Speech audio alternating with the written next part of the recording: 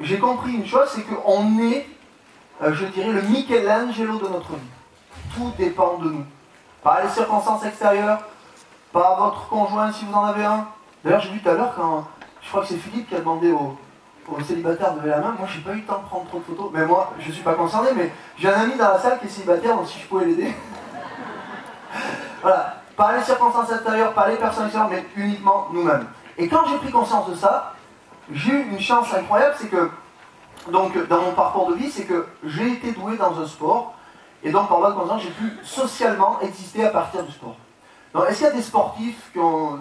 Des sportifs, déjà, tout court? Ouais. Ah, pas tant que ça. Est-ce qu'il y a des gens qui peuvent, ou qui ont vécu de leur sport, ou qui ambitionnent de vivre de leur sport? Waouh. Génial. Bon, super. Donc, c'est quelque chose d'assez fabuleux parce que quand on arrive à vivre de son sport, hormis l'aspect social, eh bien, c'est là où j'ai appris l'excellence. C'est-à-dire que pour passer d'un niveau régional au niveau national, il n'y avait pas le choix autre que les bonnes habitudes, l'entraînement, la préparation. C'est pour ça que je vais créer en fait un processus qui va s'appeler PEA. Préparation, entraînement, attitude. Alors PEA, tout de suite on pense à quoi? Ancrage, hein, PEA. On pense à les sous, la banque, plan d'épargne en action. Bon ben là, ça va être préparation, entraînement, attitude. Voilà. Et c'est à partir de là que j'ai notamment compris une chose. Par exemple, je me suis super bien préparé pour cet événement, vous voyez. Et donc j'ai fait un PowerPoint, tout ça, tout. Et puis il s'avère qu'un problème technique vient de survenir. Et le PowerPoint, ben, comme vous voyez, il n'y a que ça. Il n'y a pas le logo, il n'y a pas tout ce que je vais vous dire. Mais ça tombe bien, parce que j'étais au fond de la salle, j'écoutais tous ces intervenants. Et je me disais, je ne veux pas du tout faire ce que j'avais préparé. Vous voyez, comme quoi des fois la vie vous emmène, vous croyez, vous préparez tout ce qu'il faut, et puis la vie va vous emmener vers un autre chemin. Et ce qui va compter, ce ne sont pas les événements qui vont arriver dans notre vie, mais c'est notre propre réponse à ces mêmes événements. On peut perdre un proche, on peut perdre son job, on peut, je sais pas, se fâcher avec un de ses amis. Ok, comment je vais agir, comment je vais réagir à cette situation? Et c'est ça, pour moi, ce que j'appelle l'excellence. C'est vraiment de tirer profit de toute situation qui nous arrive dans notre vie. C'est qu'est-ce que je vais faire par rapport à ça? Vers quoi ça m'amène? Souvent, on n'est pas assez patient. Il nous arrive quelque chose et on voit surtout ce qui nous arrive de mauvais dans cette situation. Alors que parfois, il suffit de prendre son temps, prendre un peu de recul, laisser l'émotion vaguer, lâcher prise, et bien entendu, si on peut agir, agir. Mais souvent, c'est prendre du recul. Et on se rend compte que ça nous emmène vers un autre chemin, parfois bien plus beau que celui qu'on imagine. Alors, en fait, pour tout vous dire, moi je suis rentré dans le domaine du développement personnel en même temps que la vente en réseau, ce qu'on appelle le MLM, le marketing relationnel. Ça, c'était en 2003. Et j'ai eu la chance, lors de mon parcours, de rencontrer une personne extraordinaire qui m'a mis un pied dans le développement personnel. Je crois que Daniel, tu vois de qui je veux parler. C'est quelqu'un qui avait fait une semi-retraite avec les moines tibétains. Et quand je l'ai rencontré, vraiment, je me suis dit, waouh, ce type-là, qu'est-ce qu'il est brillant. Il avait tout ce que j'avais pas en gros, quoi. Moi, je me travaillais mes vieilles valises émotionnelles, donc je ne vous dis pas en cas de conflit comment je pourrais agir à l'époque. Si vous voyez un peu, les garçons à côté bas, là, je fais pipi sur mon arbre, c'est moi le boss, j'ai peur de personne, vous voyez, bon. Ok, on a connu ça, ou on connaît peut-être ça encore. Et qu'est-ce qui se passe à ce moment-là? Je me suis dit, oh, le boulot que t'as, mon gars, c'est énorme. Et puis on parle d'un livre, alors je sais pas s'il y a des gens qui l'ont lu dans cette salle, c'est Comment se faire des amis de Dale Carnegie. Yes, à peu près la moitié de la salle, génial. Alors, est-ce que, j'ai plusieurs questions à vous poser. Est-ce que vous avez lu les premiers chapitres? Ok, super. Est-ce que vous l'avez lu entièrement? Ok. Est-ce que vous appliquez? Ouais, génial. Déjà, il y a beaucoup moins de monde. Pourquoi? Après l'avoir lu des vingtaines de fois, des dizaines de fois, je me rends compte que parfois, je me laisse encore piéger. Parce que la force de l'habitude, il n'y a rien de plus fort. Et que malheureusement, on a beau faire tout ce qu'on veut, quand on ne pratique pas avec régularité, qu'est-ce qui se passe? On oublie. D'accord? D'où ma future méthode PEA, préparation, entraînement, attitude. Et donc, qu'est-ce qui s'est passé à ce moment-là? Eh bien, je me suis dit, waouh, Comment se faire des amis, c'est le livre que je peux recommander à tout le monde. Parce qu'il parle de relations humaines, d'interaction, d'interconnexion, d'interdépendance. Qu'est-ce qu'on souhaite tous quand on fait un métier? D'accord? Hormis faire beaucoup de chiffre d'affaires, beaucoup de bénéfices. Ok. Hein, on a une amie expert comptable dans ça qui est de grande qualité. Elle voit de quoi je veux parler, hein, Nathalie. Mais en tout cas, il y a une chose qui est sûre. C'est que l'interdépendance, c'est... Parce que quand on est chef d'entreprise, quelle est la difficulté? Parce que quand on fait du MLM au début, la vente directe à réseau. Alors je ne vais pas expliquer ce que c'était, c'est de participer, je dirais, de recommander un produit ou un service d'une entreprise dans laquelle parfois on est client au début et qu'on a envie de recommander ce qu'on fait tous naturellement parce qu'on est content de ce produit ou de ce service.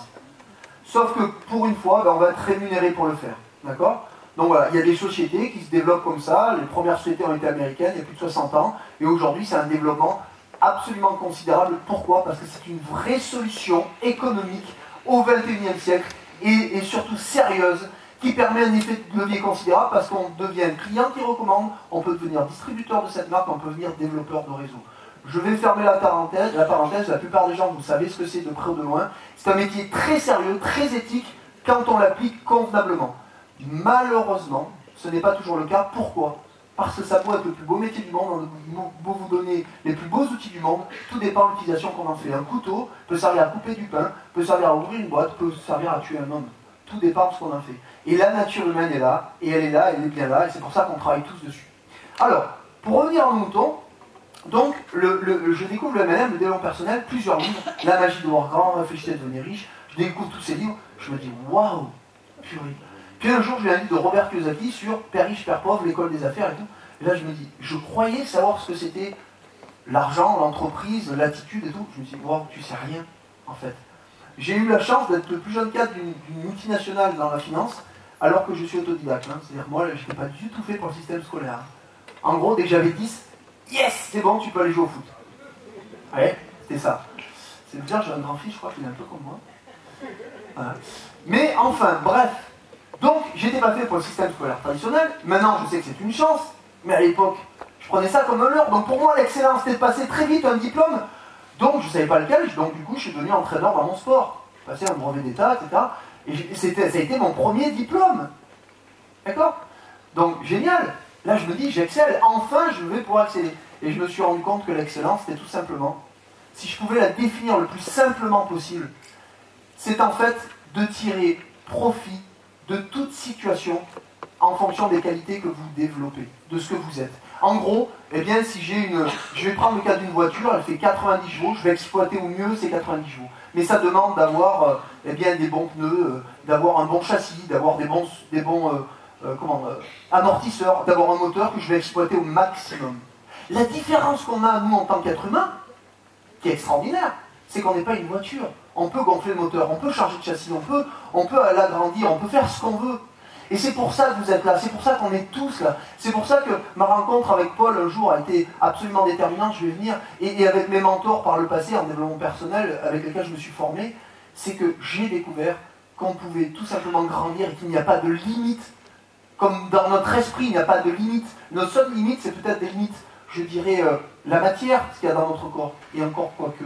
La pensée est tellement puissante, l'esprit est tellement puissant qu'il peut tout modifier. Mais encore faut-il qu'on y croie. D'accord ? Tout à l'heure, je discutais avec Thierry. Dans ça, je me dis, mais Emmanuel, je viens de me trouver une question qui est fondamentale. Est-ce qu'on se la pose ? Qu'est-ce que je ferais aujourd'hui si j'avais pas peur ? Merci Thierry, je sais pas où. Il est où Thierry ? Merci Thierry. Qu'est-ce que vous feriez si vous n'aviez pas peur ? Réfléchissez bien à ça. Une vraie question fondamentale, professionnelle, humaine. Donc, l'excellence, c'est ça. C'est tirer le meilleur de soi, le meilleur des autres en toute situation. Et s'adapter favorablement à toute situation. Alors, j'étais venu là, Paul m'avait demandé, parce qu'il connaît un peu mon parcours de vie, de parler de mon parcours de vie. J'avais pas vraiment envie de parler de moi-même. Je l'ai fait sur une vidéo d'une heure, j'ai tourné avec un ami qui sera là tout à l'heure, qui s'appelle David Duchemin. Mais, voilà, donc je ne vais pas le refaire une deuxième fois, mais je voulais vraiment, de tout cœur, vous poser quelques questions. Que vous vous posiez quelques questions, avant que je présente le projet qu'on a sorti avec Paul et mon ami Daniel. C'est 1. Où vous situez-vous sur une échelle de 1 à 10 sur le domaine de votre santé physique? Aimez-vous votre corps? Comment vous sentez-vous avec votre corps? Qu'est-ce que vous pourriez faire de mieux sur le plan alimentaire, du sommeil, de l'eau, du sport, ce que vous voulez? 1 à 10. Posez-vous cette question. D'accord? Quand vous avez votre note, gardez-la pour vous. Même question sur votre santé mentale. Votre esprit, est-ce que vous êtes plutôt le moral? Est-ce que vous êtes quelqu'un de positif? Est-ce que vous êtes de l'avant? Est-ce que vous transmettez cet enthousiasme? Oui ou non? Est-ce qu'aujourd'hui, quand on vous voit, on a envie de vous prendre dans les bras, de vous dire « ça me fait plaisir de te voir », etc. Est-ce que vous dites la même chose aux autres? Comment vous sentez-vous avec votre santé mentale? Ensuite, dans votre relation avec les autres, ce que j'appellerais la santé sociale, vos relations d'interdépendance. Comment vous sentez-vous avec les autres? Comment êtes-vous avec les autres? Comment êtes-vous dans une association, voilà, je veux dire, de sport? Comment vous comportez-vous avec les autres? Est-ce que vraiment vous inspirez à la fois confiance, la joie de vivre, etc., qu'on a envie d'être avec vous? Ensuite, je vais vous demander comment vous sentez-vous avec votre famille, votre conjoint, votre famille. Parce que là, il n'y a pas des choses que vous pourriez améliorer. N'attendez pas des autres. Encore une fois, le plus grand leurre, mes quelques amis savent la situation que j'ai vécue il y a quelques temps, et je me suis dit, je ne peux pas demander à l'autre de changer. J'ai essayé, ça ne marche pas. La seule chose que je peux faire, c'est moi changer, moi évoluer. Si je veux vraiment que cette relation, elle fonctionne, évidemment. Il faut que ce soit en pleine synchronicité. Donc, comment vous sentez-vous avec votre famille au niveau sur le plan familial? Et enfin, avec vos finances, aujourd'hui. Parce que j'ai discuté avec une grande formatrice il n'y a pas très longtemps au téléphone. On s'est rendu compte d'une chose, c'est que on connaît tous plus ou moins des méthodes pour aller de l'argent. Il y en a plein, le achat d'entreprise, la bourse, l'immobilier, etc., etc. Mais il y a une chose qu'on oublie, c'est quel est notre état d'esprit avec l'argent. Parce que si je ne développe pas une belle qualité d'état d'esprit de l'argent, je peux en gagner beaucoup, je vais le perdre demain. 80% de gens qui gagnent des millions loto les perdent 3 à 5 ans plus tard. Et on se retrouve même parfois dans une situation encore plus critique qu'il n'était avant. Pourquoi? Parce qu'on ne nourrit pas notre esprit par rapport à ça. Tout est une question d'attitude comportementale. Tout peut changer dans la vie. Il y a donc, maintenant je vais en venir à ce que je voulais vous dire, c'est que en 2005, je me suis retrouvé dans une salle, on était à peu près 7000 à Orlando, en Floride. J'ai rencontré, grâce à un leader de marketing relationnel, j'ai rencontré Bob Proctor. Je vous la fais très court parce que c'est très long. Et j'ai vu ces salles, j'ai discuté avec lui et j'ai dit « What is your secret ?» Parce qu'il avait fait un film qui s'appelle Le Secret, qu'il nous avait donné à l'époque en américain, traduit en mauvais français. C'est absolument fabuleux. Mais moi, je voulais discuter avec ce mec-là. J'ai fait la queue, j'ai attendu, mais je ne l'ai pas lâché. Parce que je suis un peu comme ça, je suis un peu une sangsue quand je veux quelque chose. Peut-être un conseil à vous donner. Ouais, je confirme.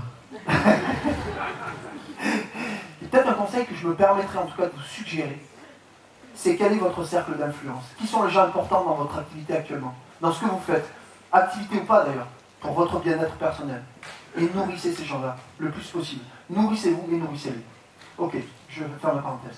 Et donc, je me suis dit, pourquoi nous, Français, on n'est pas capables demain de faire ce que font les Américains? Parce qu'on en est encore un petit peu loin malgré tout. On a quelques personnes en France qui sont en train de prendre leur bâton de pèlerin, de faire des choses absolument extraordinaires. Paul fait partie de cela, et, évidemment, et beaucoup d'autres. Franck qui est ici fait partie de cela, et tous ceux qui sont là, bien entendu. Parce que Paul, je sais qu'il a fait une sélection drastique. Hein.